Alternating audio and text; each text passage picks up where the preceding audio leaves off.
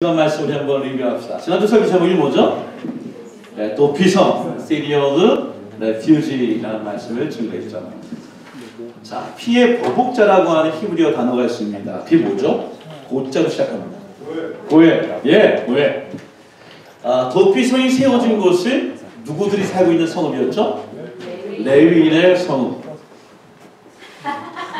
그러니까 아무 말도 안 했습니다, 지금. 자, 도피성의 위치는 사람을 잘못 죽인 사람들이 빨리 도망칠 수 있도록 도시에 어디에 세워져 있죠? 중심에, 중앙에 세워져 있다. 도피성으로 가는 길은 오발자가 잘 찾아갈 수 있도록 안다판도 세우고 길을 어떻게 해서 잘 깎아 놓았다. 도피성은 이스라엘 백성뿐만 아니라 누구도 들어갈 수 있어요? 이방인, 타국인들도 들어갈 수 있다. 오늘 굉장히 성도님들의 컨디션이 좋은데요? 자, 오살자들이 풀려날 때는 대제사장이 죽을 때, 오늘날의 도피성은 어디다? 교회. 교회냐? 궁극적인 도피성은 이거 우리가 너무 놀라시지. 자, 도피성과 예수님의 차이는 도피성에 들어가는 오래 갇혀 있어야 하나, 예수님께 피한 죄인은 예수님이 우리의 뭐예요? 우리의 생명, 구원, 또 아까 얘기했던 고자로 시작하는 거, 우리의 고연이시기 때문에, 그러니까 그분이 우리를 위해 죽어주심을 말미암아 살아나는 거죠. 도피성은 오살자만 아니라 예수님에게는 누구도 피할 수 있어요? 오살자. 너무 하나님 기뻐하실 것 생각이 들고 저는 너무 기쁘네요. 아연장이도 다 이해하고 있죠 지금? 아연장이가 지난주 우리 교회에서 처음으로 예배를 온전히 드렸다고 그러니까 너무 감사하죠. 오늘 설교 제목을 한번 쫓아봅시다. Refugee. 자, 그것은 도피성이지만 제가 소제목으로 Back to the Bible, 성경으로 돌아가자, 이 말씀을 증거하라고 합니다. 이제까지는 이 도피성이라는 것은 죄를 지은 사람들이 들어가서 피할 수 있는 곳이지만, 레퓨지는 뭐죠? 죄를 짓지 않아도, 죄를 짓지 않아도 우리를 피할 곳이 있다. 그분은 나의 요새이시고 산성이시고 방패이시고 반석이신 예수님. 결론적으로 이는 그 예수님 어디서 만날 수 있어요? 사실 성경 속에서 그 말씀을 통해 만날 수 있는데, 그런 주님을 만날 수 있는 시간이 오랍니다. 찬양 한번 같이 합시다. 나의 영혼이 잠잠히 하나님만 바랍니다. 나의 구원이 그에게서 나옵니다. 지난주에 섬김의 교회라고 하는 교회 목사님 전화가 오셨어요. 목사님, 13일날 설교 좀 해주세요. 왜 그러냐 했더니 두 가지 있어요. 하나는 뭐냐면, 유관의 목사, 우리 집사님의 여동생이 다니는 교회인데 교회를 사임하게 되신, 자기가 너무 힘들어서 설교를 못할 것 같아서 저를 해봐. 그 마음도 제가 참 힘들었었어요. 근데 제가 내가 하는 것보다는 목사님 마지막 하시는 게 좋을 것 같은데 너무 힘들다는 얘기에서 그냥 중보기도 했어요. 내가 한마디 할까? 얼마나 힘들면 나도 모를까. 마지막인데, 그래서 막 전화가 할까 말까 기도만 했는데 그저께 전화 오셨어요. 목사님, 제가 설교하겠습니다. 오셔서 축복해 주시고 축복해 주세요. 다음 주에 아마 김경호 형제님이랑 함상 형제님의 교회 가정의 심판을 내는데 아마 조금 좀 바꿔야 될 것 같아요. 우리 주에는 너무나 어려운 일들이 많이 있어요. 지난주에 교회 모임이 갔는데 한 목사님이 오셨는데 차를 멀리 대셨어. 없는 줄 알고 갔더니 차를 새로 사셨는데, 오늘 장로님이 어려움을 당했는데 그분도 목사님이 아우디 SUV를 사셨어. 교회가 조금 사람들이 늘어난다. 그리고 우리 눈을 피해서 멀리 대시고 그리고 타시고 또 멀리 대시고 이런 모습을 보면서 안타까웠어. 어떤 분은 성실하게 목회하시다가 사임하는 현장이고, 어떤 분은 교인들이 지금 모인다고 하니까 비싼 차 차고 숨어있는 모습에 아니 어떤 모습입니까? 흔들 일이 있었던 일들이 있을 거예요. 오늘 이 찬양을 통해서 먼저 하나님과 함께 드릴 수 있는 시간이 오랍니다. 찬양합시다. 고백합시다. 주님은 나의 산성이십니다. 요새이십니다. 나의 영혼이 잠잠히 하나님만 바라며 나의 구원이 그에게서 나를 도다. 나의 영혼아 잠잠히 하나님 바라. 나의 영혼아 잠잠히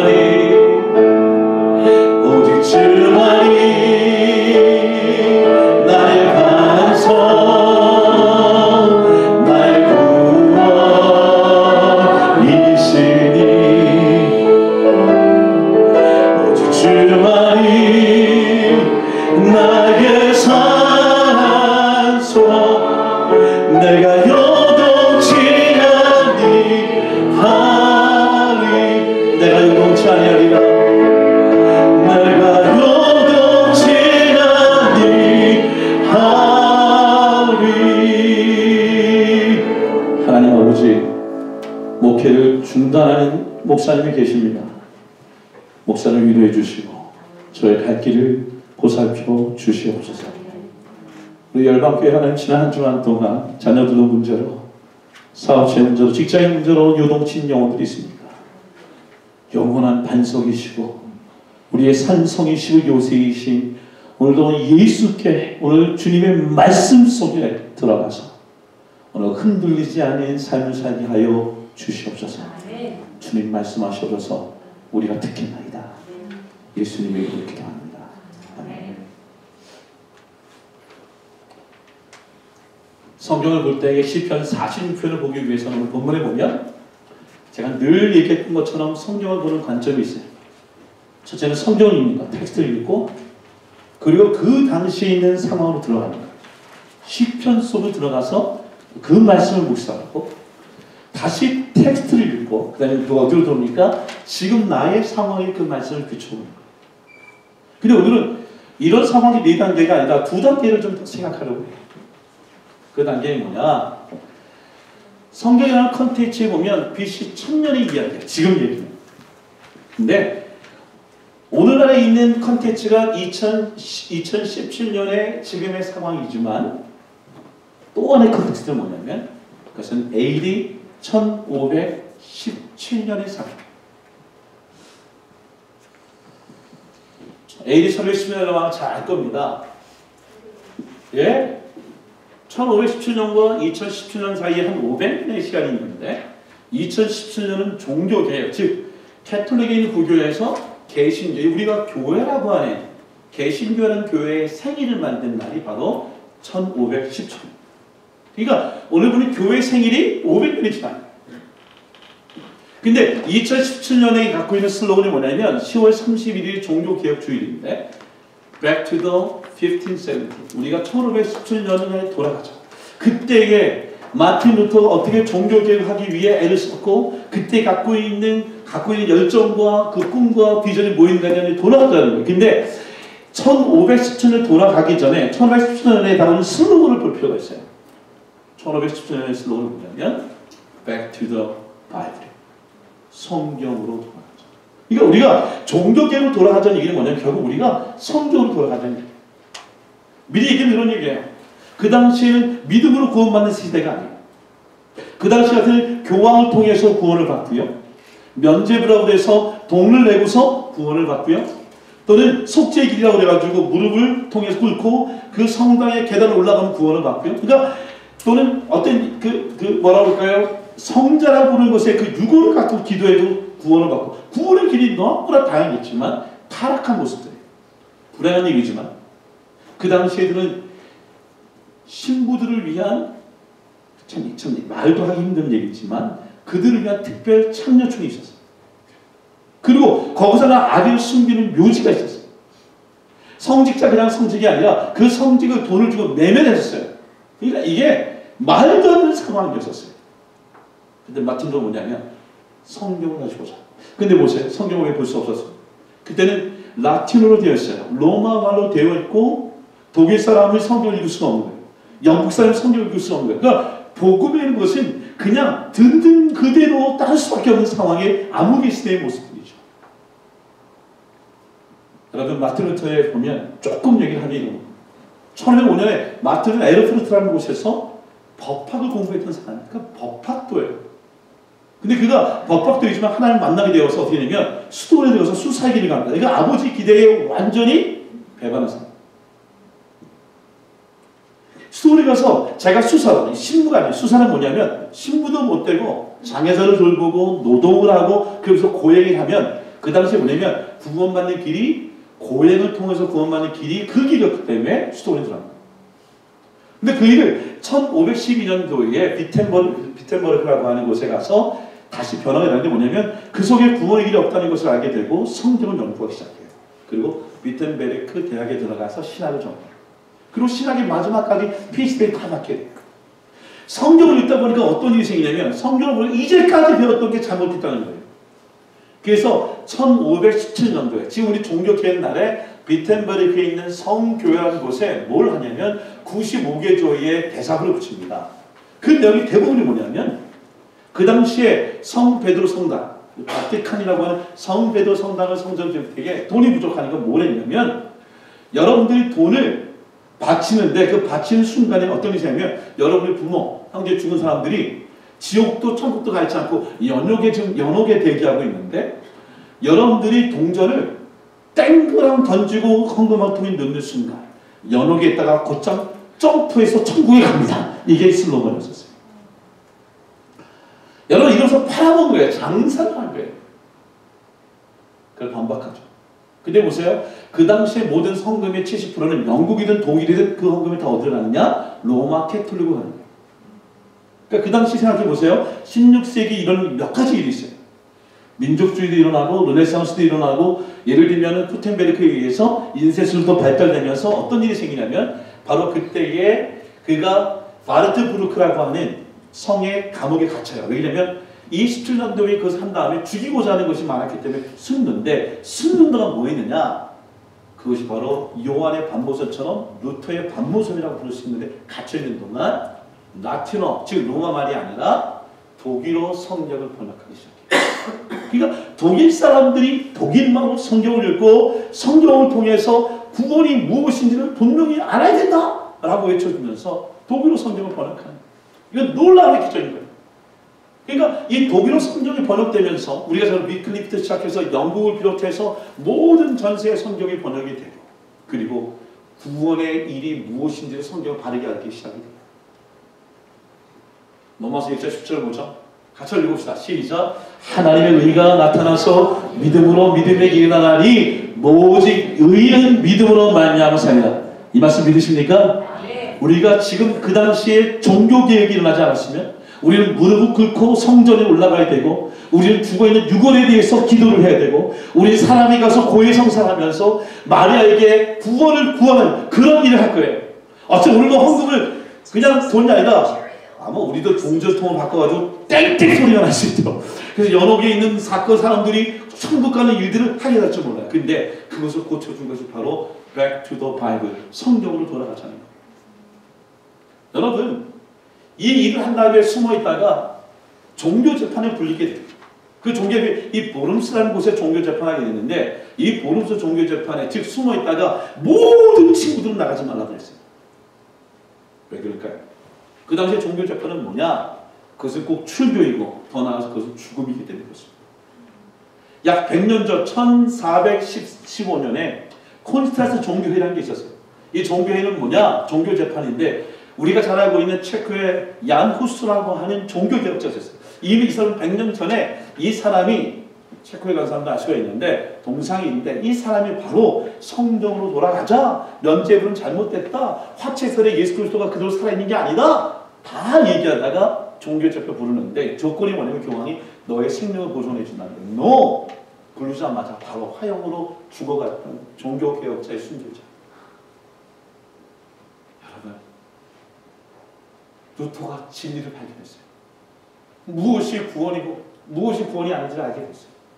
이걸 감출 수 없어서 혼자 갇혀있는 가운데에 옥중서신으로 쓴 마음으로 그가 독일어로 신약성경을 번역하고 로마서에 있는 1장의 말씀을 통해 오직 의인은 믿음으로 구원받다는 얘기를 선포한 다음에 선택한 게 뭐냐면 도망치고 숨는 것이 아니라 그가 보름스에 가는 길을 선택했어요. 죽으면 죽는 거예요. 죽으러 가는 거예요.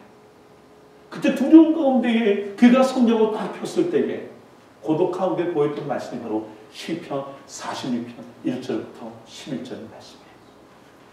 뭐라고 얘기합니까? 하나님은 우나에게 피난처시오. 힘이시니 환난 중에 만날 큰 도움이시라. 땅이 변하든지 산이 흔들려 바다 가운데 빠지든지 바닷물이 솟아나고 뛰노들지 그것이 넘침으로 산이 흔들리지라도 그 다음 뭐라고요? 우리는 두려워하지 않으리라. 이러면서 하나님은 우리의 피난처시다. 하나님 이 말씀을 갖고 죽으러 가는 거예요. 그 죽으러 가다가 마틴 루터가 이 죽는 가운데 너무 힘드니까 이 가사에 곡조를 붙였어요. 그 곡조가 뭐냐? 그 제목이 바로 우리가 보면은 내 주는 강한 성. 그러니까 이 내 주는 강한 성이 부리면서 이 말씀을 읽을 때 이 셀라라는 단어를 세 번 넣는데 이 셀라라는 뜻이 뭐냐면 히브리어로 셀라는 뭐냐면 첫째는 쉬었다 가는 거 간주곡이지만 뭐냐면 더 큰 소리로 가는 게. 그러니까 이러면 내 주는 강한 성이를 내 주는 강한 성이요 외치는 거예요. 내가 두려워하지 않느니라. 내가 흔들리지 않느니라. 셀라가 나타난다. 그리고 또 셀라 나타에는 이것을 들어 올리다 합창인데 혼자 하는 것이 아니라 그렇게 옆 사람들이 같이 우리 내 주는 강한 성이요라고 외치는 거예요.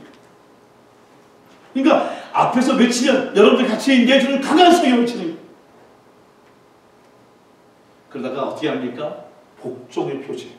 이거 할 때는 다시 엎드려서 하나님 우리는 아무것도 할 수 없지만 당신이 내 생명의 주인이라고 고백하는 거예요. 이게 쌀.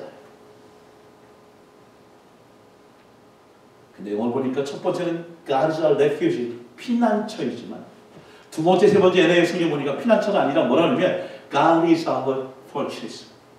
God is fortress. 이게 뭡니까? fortress 단어가 뭐냐면 암여자면 fortress가 뭐야? 한국말 모르죠? 어렵지. 한국말로 요새. 피난처를 도망가시죠. 이거 뭐예요? 이건 내게 아무도 터치할 수 없고 하나님 숨겨놓은 요새.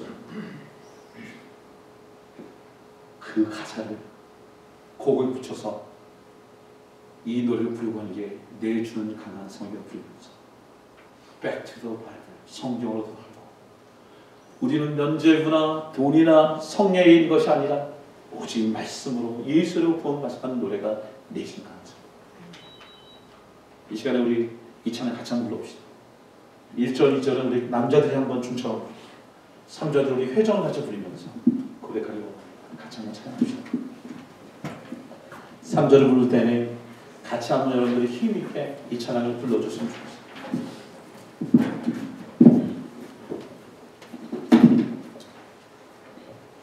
이 시간에 노래를 잘하고 못하고가 아니라 오늘 우리가 지금 보름새 종교 재판에 가고 있는 마음, 죽으면 죽으리란 마음, 그런 마음으로 우리 찬양합니다. 소리게 찬양합니다.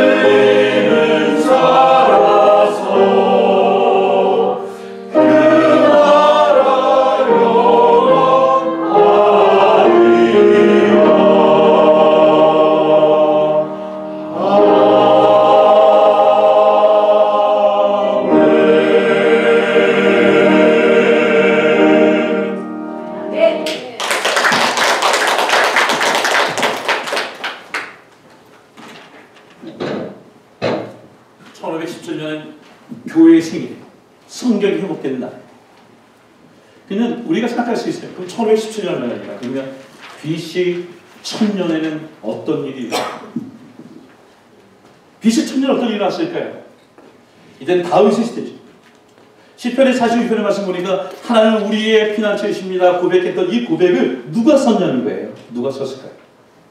다윗이 아니에요. 누가 썼을까요? 성경 보니까 뭐냐면 고라의 자손의 시라고요. 여러분 고라 기억나시죠? 제가 고라를 너무나 많이 얘기했었어요. 오늘 그 사람 다시 한번 소개하려 합니다. 요다서 1장 11절 보니까 멸망받은 자들 3명을 얘기해요. 첫째, 가인의 길에 간 사람들. 둘째, 발람의 어그러지기로 간 사람들. 셋째, 고라의 폐역을 따라 멸망을 받은 사람들. 그러니까 이 세 개의 대표적인 것이 멸망에 가는 사람들이라는 거예요. 그래서 뭐냐, 가인은 어떤 사람이냐, 대표가 뭐냐면 예배를 제대로 드리지 못하는 사람. 예배에 왔지만 하나님께 예배를 온전히 드리지 못한 사람들이 뭐냐, 이런 얘기지만 예배를 드리지 못하는 것 이상의 불행한 일이 일어나는 거예요. 어떤 사람은 예배를 드리고 예배 가운데 하나님 만나고 돌아가지만 어떤 사람은 이 예배 때문에 하나님의 모욕감을 느끼고 모멸을 느끼고 나를 능멸하다고 했을 때 그 사람은 축복의 예배가 아니라 저주의 예배를 간다는 거예요. 두 번째 발락은 뭡니까? 그는 물질에 얻은 사람이에요. 그래서 발락이라고 하는 사람이 와서 우리 이 이스라엘 저주라고 했던 이 발락의 돈에 눈이 멀었던 그 사건의 사건들. 우리가 세상에 하나님과 더 사랑하는 일들이 우리가 죽음의 길을 가는 길이죠. 고라는 뭘까요? 예상 안 하죠? 하나님을 원망하다가 어떻게 합니까? 그를 고라가 모세와 아론을 하나님의 위치를 그 지위 영적인 것을 대적하는 사람. 성도에 오는 얘기가 오늘 이 시간에도 일어나는 거예요. 하나님의 사람을 대적하는 걸 죽는 거예요. 이분을 경고하셨어요. 근데 왜 고라가 그런 일을 했는가? 왜 고라가 그렇게 대적하고 원망했는가? 이유가 있어요. 민수기 11장 보니까 뭐였죠? 모세와 아론도 자기도 다 같은 고아 자손이고 레위 지파인데 오늘 모세와 아론은 대제사장으로 예배를 드릴 수 있는데 자기는 제사장의 직분에 머물 수 없는 이것의 시기와 질투가 그가 죄를 짓는 일이 시작했다는 거예요. 민수기 16장 보십시오. 하나님이 그렇게 하나님을 원망하고 영적으로 대적하니까 땅이 입을 열어서 고라만 죽인 것이 아니라 고라의 집과 그 다음에 고라에게 속한 모든 사람과 그들의 재물을 땅에 다 넣어서 죽였다라고 얘기하는 거예요. 근데 보십시오. 성경 볼까요? 한번 공부해 복습해 봅시다. 이 레위라고 하는 사람의 지파가 레위. 그러니까 레위에는 우리가 아는 것처럼 세 아들이 있어요. 게르손, 고핫, 무라리가 있어요. 근데 세 아들 중에 이 고핫의 아들이 또 넷이 있는데 아므람, 이스할, 헤브론, 우시엘이 있어요. 그러니까 이 고핫의 아므람의 아들이 아론의 지파라면 고핫은 뭐죠? 이스할의 아들. 왜 그가 하나님 원망하고 대적할까요? 레위인과 제사장과 대사하는 일이 달라요. 그러니까 레위는 뭐냐? 레위인이라는 것은 레위 이 세 아들 전체를 레위인. 그러니까 이 전체가 레위인이에요. 그러니까 레위 사람들이 지금 다 레위 사람.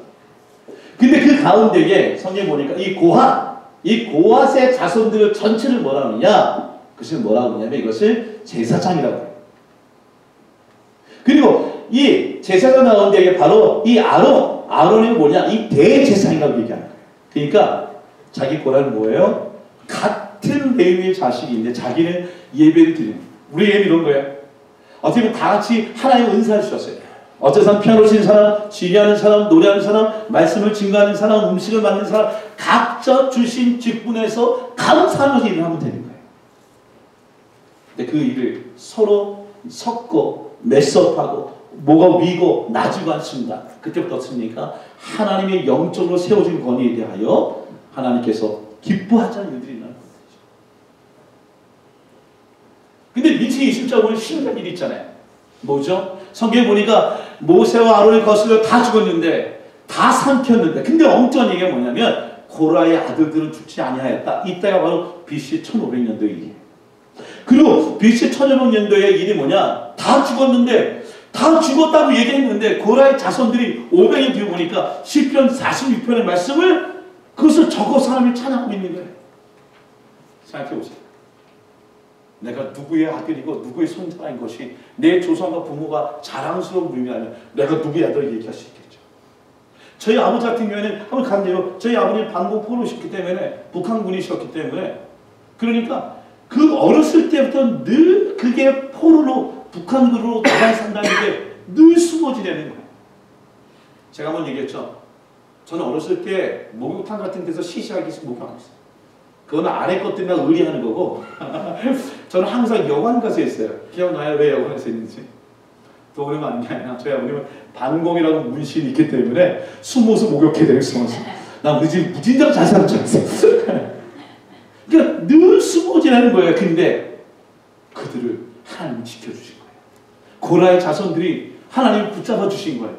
흔들리고 없어질 불행한 정말 저주받은 지파였지만 후손이었지만 하나님이 돌봐주신 거예요. 그걸 너무나 감사하니까 하나님 나의 피난처이시고 요새이시고 반석이시고 세상의 모든 어떻게 보면 고압과 게르선과 아무라 있는 사람들이 너희들은 멸망받은 지파가 아니었냐 그런 후손이 아니었냐라고 지적하더라도 하나님 나의 요새라고 고백하는 말씀이 시편 46편의 말씀. 여러분 하나님은 어떤 분이에요? 성경 한번 볼까요? 한번 읽어봅시다. 시작. 하나님은 우리의 피난처시요 힘이시니 환난 주에 만날 뭐라고 됩니까? 이렇게 있어요. 시작. 큰 도움이시라. 믿으십니까? 아멘. 큰 도움입니다. 큰 도움이에요. 하나님이 도와주시는 분이세요. 하나님이 미안해. 고라 자손의 입장이 뭐냐? 하나님 외에는 자기들을 도울 자가 없다라고 생각한 거예요. 성경에 어떤 자가 복이 있냐? 한번 읽겠습니다. 시작. 하나님은 자기의 도움으로 삼으며 여호와 자기 하나님에게 자기의 소망을 두는 자는 뭐라고요? 복이 있다. 하나님이 나의 도움이 있다고 하는 사람이 복이 있는 거예요. 열방교회에서 내가 가장 행복한 것은 뭐냐면 기도를 제게 요청하는 사람. 목사님 어려운 일이 있어요. 기도해 주세요. 조 목사님 어떤 성도가 제가 이뻐 보여요. 기도 요청하는 사람 아니겠어요? 그래도 목사라고 나에게 이런 일이 있어요. 기도해 주세요라고 해서 하나님 그러십니다. 자기를 도움으로 삼는 자에게 자기를 소망으로 삼는 자에게 복이 있다. 시편 42편 보니까 한번 읽어보세요. 큰 글씨 밝게 시작. 하나님이 그 성 중에 계심에 성이 흔들리지 아니할 것이나 하나님을 도움을 알 것이 아니라 멀리 도와주세요라고 합니다. 하나님 뭐예요? 그분을 가정에 함께 거하는 분, 마음에 함께 거하는 분, 그분이 내 안에 있으면 어떻게 보면 흔들리지 않는 거예요. 내가 흔들리지 않는 거예요. 성경을 보세요. 계속 끊임없이 읽으면 시편 60편 보니까 한번 읽어봐요. 시작. 나의 영혼아 잠잠히 하나님만 바라라. 오직 그만이 나의 반석이시여 나의 구원이시여 나의 요새시니 내가 흔들리지 아니하리라. 우리 열방교회 보면 이런 농구대가 이렇게 서 있는데 우리가 여기서 보세요. 매일같이 농구대가 기우 떨어져 있어요. 우리 농구대 희한해. 오늘은 보니까 애들이 뭘 막 올려놨어. 막 뭐 물통도 올려놓고 이것도 힘이 되는지 모르겠지만 올려놓고 흔들리지 않도록 넘어지지 않도록 잡아놓은 거예요. 그 균형을 잡으러 물이 빠져나가니까 그 농구대가 꼬꾸라지는 거예요. 누가 있어야 돼요? 우리의 도피이신 예수 그리스도의 말씀이 그 안에 있는 거예요. 오직 주만이 나의 반석 고백합시다. 나의 구원이시니 더 입을 크게 벌려서 오직 주만이 나의 산성 내가 요동치 아니하리. 요동치지 않는 거예요. 오뚜기가 아무리 미안합니다 지랄거려도 그 안에 있는 중심을 자는 쇠가 있으면 겨우 그 자리에 있는 거예요. 시편 42편 뭐라고 합니까? 읽겠습니다. 시작. 그가 땅끝까지 전쟁을 시게 하시며 활을 꺾고 창을 끓이며 소리를 불사르는도다. 우리 가운데 영적으로 싸우기 너무 많아. 하나님의 사람이 세상에 있을 때에 싸움이 있어요. 그 전쟁이 어떻게 한다고요? 하나님이 나의 요새이시면 내가 그 전쟁에서 이길 수 있도록 만들어 주신다고 약속해 주셨습니다. 저는 이 말씀을 믿습니다. 여러분 믿으십니까? 믿어야 해요. 믿어야 해요. 역대하에 보니까 고백이 뭐냐면 너희는 이 큰 무리로 말미암아 두려워하거나 놀라지 말라. 이 전쟁은 너에게 속한 것이 아니라 누구에게? 하나님께 속한 것이라. 여기 혹시 이 세상에 많은 싸움이 있어요. 부부의 갈등도 있고 자식과 갈등도 있고 직장의 갈등도 있고 교회의 갈등도 모두 있겠지만 그 전쟁을 끝내신 분이 누구냐? 여호와 하나님이세요. 민수기 6장 24절 26절에 우리 이 말씀 우리 광야를 지나갔어요. 세 가지 축복이 뭐였죠? 첫 번째 뭐죠? 첫 번째 하나님이 뭐라고? 너를 지키시기를 원하며. 두 번째 하나님이 뭐죠? 하나님의 은혜를 베푸시기를 원하며. 세 번째 뭐죠? 하나님 너에게 평강 주시기를 원합니다. 아까 하나님 주시는 요새의 첫 번째가 뭐였죠? 큰 도움이시라. 하나님 우리의 필요하고 지켜주시고 공급해 주시라. 고라 자손이 얘기하는 거예요. 버림받은 멸망받은 후손이 얘기하는 거예요. 두 번째 은혜를 베푸는데 뭐냐면 은혜를 베푸시는 거예요. 우리가 요동치 않아도 하나님 우리를 은혜를 베풀어 주시는 거예요. 그리고 평강을 주세요. 우리가 전쟁이 끝나시도록 평강을 주시는 거예요. 여러분 이 은혜를 받은 고라 자손 도대체 고라의 후손이 무엇이길래 이런 은혜를 받았을까요? 성경에 보니까 고라 후손의 대표적인 인물이 누구죠? 우리가 잘 아는 그 사람은 아삽과 여두둔과 헤만이 있는데 헤만이라고 하는 이 찬양 인도자가 그가 보는 고라의 후손이에요. 아마 헤만이 이 말씀을 썼을 거예요. 헤만은 어떤 사람이냐? 읽겠습니다. 시작. 그들이 회막 앞에서 찬송하는 그 다음에 뭐라 그러죠? 고핫의 자손 중에 헤만을 찬송하는 자. 하나님이 나의 덮이성을 오셔서 요새야 되는 길이 있어요. 뭘까요? 내가 입을 열어 뭐라 그래요? 노래하며 찬양하는 거예요. 외치는 거예요. 내가 요동치 아니하리라. 두 번째 볼까요? 25장 5절 보니까 헤만은 뭐라고 하냐면 큰 글자로 하겠다. 다 찍겠습니다. 시작. 이는 다 헤만의 아들들이니 나팔을 부는 자들이며 헤만은 하나님의 말씀을 가진 왕의 선견자예요. 무슨 말이에요? 하나님의 말씀을 가진 왕의 선견자예요. 그러니까 왕이 하나님의 말씀을 갖고 있는데 그게 선견자예요. 그러니까 말씀을 갖고 이 선견자는 얘기 뭐냐면 사무엘상 보면 뭐냐면 이 선견자는 이 지금의 선지자가 옛날의 선교자라고 얘기해요. 뭐예요? 선지자라는 거예요. 말씀을 예언하고 복음을 증거하고 말씀 속에 살아가는 사람들. 사랑하는 성도 여러분, 말씀을 정리하면 그럴 거예요. BC 1000년의 고라 자손이 갖고 있는 고백이 시편 42편에 나오고 그리고 AD 1514년 종교개혁의 시편 42편의 말씀이 근거가 되셨어요. 그리고 제가 뭐라고 얘기하면 이 마틴 루터가 갖고 있는 모든 종교개혁이 뭐냐면 Back to the Bible.